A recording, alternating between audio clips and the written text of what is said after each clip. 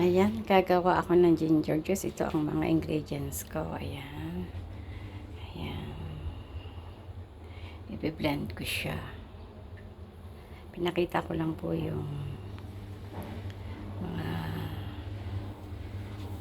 kailangan. Ayan. Mamaya ko ipapakita yung finished product.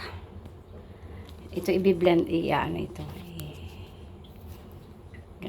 Gagawin kong juice. Ito. Saka ito. Lahat siya. Ito. Ayan. Apple cider. Tapos ito. Honey. Honey siya. Honey.